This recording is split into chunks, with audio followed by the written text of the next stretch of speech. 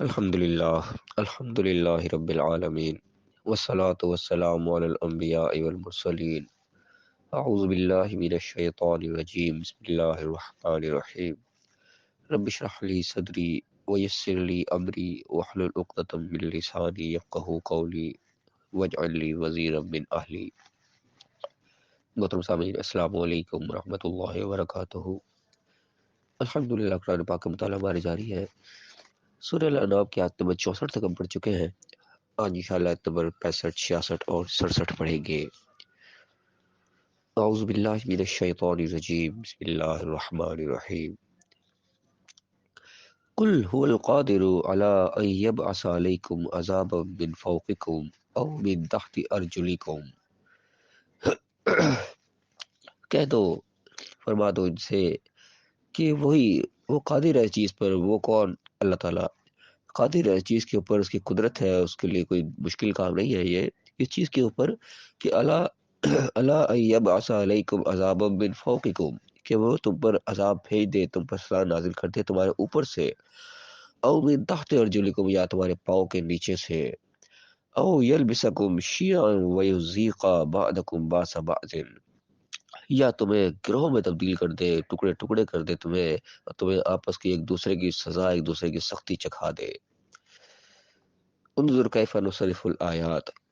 دیکھو ہم کیسے اپنے آیات پھیر پھیر کے اپنی نشانی ان کے سامنے رکھتے ہیں، لعلہم یفقہون، شاید کہ بات کو سمجھے، تاکہ بات کو سمجھے۔ اب یہاں پہ اصل میں شاید میں اللہ تعالیٰ نے کافروں کا ایک اعتراض کا جواب دیا ہے، جس کے یعنی کہ وہ کہتے تھے کہ لے آؤ جو تم کر سکتے ہو۔ اللہ کے پیغمبر یعنی کہ پہ کم امتوں کا ایک رویہ رہا ہے، ایک وتیرہ رہا ہے کہ جب اللہ کے پیغمبر آتے تھے، اللہ کے عذاب سے ڈراتے تھے ان کو، اللہ کے آنے والے برے وقت سے ان کو خبردار کرتے تھے، تو جو لوگ جو سمجھدار ہوتے تھے، بات کو ماننے والے ہوتے تھے، بات کو مان جایا کرتے تھے، اس برائی کو چھوڑ دیتے تھے جسے ڈرایا جا رہا ہوتا تھا۔ لیکن جو ڈھیٹ قسم کے لوگ جو کہ بات کو نہیں سنتے، اپنی ہر دھرمی کے اوپر پکے رہتے تھے، وہ آگے سے اکڑ جاتے تھے کہ پھر لے آؤ جو تم کر سکتے ہو، جو عذاب کو تم ڈراوے دیے جا رہے ہو لے آؤ، کیا دیکھی جائے گی۔ یہ انسان کی ایک خصلت رہی ہے، اور یہ آج بھی انسان کی خصلت موجود ہے کہ جب انسان کو کسی چیز سے ڈرایا جاتا ہے، جو ڈرنے والا ہوتا ہے وہ تو ڈر جاتا ہے، لیکن جو آگے سے ٹھیٹ بنا ہوتا ہے نا، وہ کہتا ہے کہ ٹھیک ہے یار، دیکھی جائے گی جو ہوگا کرو، تو وہ آگے سے اس قسم کا رسپانس کرتا ہے۔ یہ انسان کی فطرت آج بھی موجود ہے۔ تو اس چیز کا جواب دیا جا رہا ہے کہ اللہ تعالیٰ اس چیز کے اوپر قادر ہے، تم جو کہہ رہے ہو کہ لے آؤ لے آؤ، اللہ تعالیٰ کی قدرت ہے، وہ لا سکتا ہے، کوئی ایسی بات نہیں، لیکن تمہیں موقع دیا جا رہا ہے، سمجھایا جا رہا ہے، وہ تمہارے سر کے اوپر سے بھی عذاب نازل کر سکتے ہیں، نہیں کہ آسمان سے عذاب آ جائے، کوئی بھی بارش کا ہی آ جائے، یا پچھلی امتوں میں جیسے پتھروں کے بھی عذاب آئے اور قسم کے بھی عذاب آئے، اللہ تعالیٰ نے قرآن میں تذکرہ کیا ہے۔ تو عذاب کا مطلب کوئی بھی سزا ہو سکتی ہے، انسان بارش ہی شروع ہو جائے، بارش ہی نہ رکے، وہی انسان کے لیے عذاب بن جاتی ہے، سزا بن جاتی ہے، سیلاب آ جاتے ہیں، انسان ڈوب جاتا ہے، سارا کچھ انسان کا بہہ جاتا ہے، یا پاؤں کے نیچے سے بھی جاتے ہیں، زمین کے نیچے سے پانی نکلنا شروع ہوتا ہے، زمین کے نیچے سے زلزلہ آ جاتا ہے، کچھ بھی آ جاتا ہے، کسی بھی قسم کا جو ہے وہ انسان کے اوپر عذاب مسلط کر دیتا ہے اللہ تعالیٰ۔ یہ تو کوئی یعنی کہ بعید چیز نہیں ہے، انسان کو اس طرح نڈر نہیں ہونا چاہیے، تو بالکل ایک ممکن چیز ہے، انسان اپنی آنکھوں سے دیکھتا ہے اس قسم کے حقائق دنیا کے اندر۔ یا پھر دوسرا لڑکا کہ تمہیں گروہ گروہ میں بانٹ دے، تمہیں آپس میں لڑا کے ایک دوسرے کے ساتھ ایک دوسرے کو تمہارے لیے عذاب بنا دے،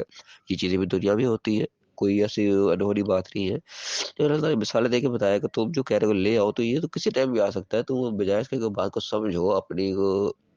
جو کوتاہی، جو غلطی ہے تمہیں جو پوائنٹ آؤٹ کی جا رہی ہے، اس مقام پہ تو اپنی اصلاح کرو۔ تم آگے سے ڈٹائی دکھا رہے ہو کہ ٹھیک ہے لے آؤ جی، جو کر سکتے ہو کر لو، تو وہ تو چیزیں آ جائیں گی تمہارے سامنے، تو کوئی ناممکن چیز ہے، تو کسی ٹائم بھی ہو سکتی ہے۔ تو اللہ تعالیٰ کہہ رہے ہیں کہ دیکھو ہم کیسے پھیر پھیر کے تمہارے سامنے نشانیاں لے کے آتے ہیں، آیات لے کے آتے ہیں، تمہیں بتا رہے ہیں، سمجھا رہے ہیں مختلف انداز سے کہ دیکھو کہ دنیا میں کیا کیا کچھ ہوا ہے، کیسے کیسے ہو سکتا ہے، یہ بتایا سے جا رہا ہے کہ لعلہم یفقہون، تاکہ وہ عقل سے کام لے، سمجھے بات کو، کوئی بتایا کیا جا رہا ہے، اس کا مقصد کیا ہے۔ لیکن آگے کیا بتایا، وَكَذَّبَ بِهِ قَوْمُكَ وَهُوَ الْحَقُّ، لیکن تمہاری قوم نے اس چیز کو جھٹلایا، وَكَذَّبَ بِهِ، اس چیز کو جھٹلا دیا، جس چیز کا منع کیا جا رہا تھا، جس عذاب سے ڈرایا جا رہا تھا، اس سب کو اگنور کر دیا، جھٹلا دیا، کچھ نہیں ہے، جو ہوگا دیکھی جائے گی۔ وہ الحق، حالانکہ وہ حق تھا، وہ اس چیز کے اوپر کوئی شک شبے والی بات نہیں ہے کہ وہ ہنسی کو خواب خواہ کا ڈراوا تھا، وہ حق بات چیزیں بتائی جا رہی تھی، حقیقت چیزیں بیان کی جا رہی تھی۔ کل پھر کہہ دو اسے کہ لستو علیکم بوکیل، میں تمہارے پر کوئی کارساز نہیں، کوئی داروغ نہیں ہو، میں تمہارا کوئی ٹھیکہ نہیں اٹھا رکھا۔ یعنی بات کا مقصد تھا صرف بات کو سمجھا دینا، بات کو واضح کر دینا کہ کر کو اللہ کے سامنے کوئی عذر نہ پیش کر سکے کہ مجھے نہیں پتا تھا، مجھے کسی نے آگاہ نہیں کیا، مجھے بتایا ہی نہیں تھا۔ کیونکہ دنیا میں بھی اس طرح ہی ہوتا ہے، جب انسان کو کوئی برا وقت آ جاتا ہے، انسان کسی مشکل میں پھنس جاتا ہے تو وہ یہ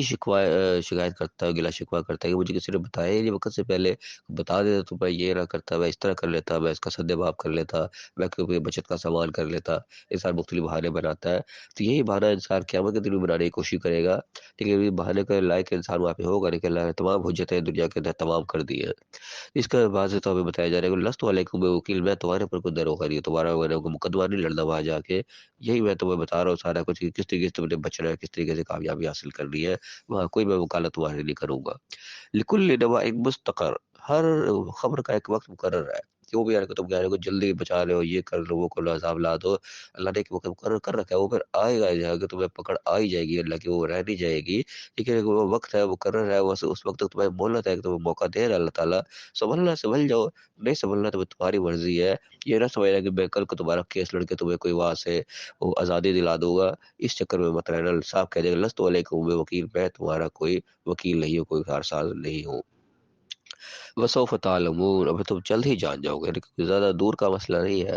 موت تو آج سر کے اوپر کھڑی ہے، کسی وقت بھی آ گئی، ٹائم ختم ہو جائے گا، مہلت ختم ہو جائے گی، اس کے بعد ساری حقیقت کھل کے سامنے آ جائے گی، کیا عذاب ہے اور کیا نہیں ہے۔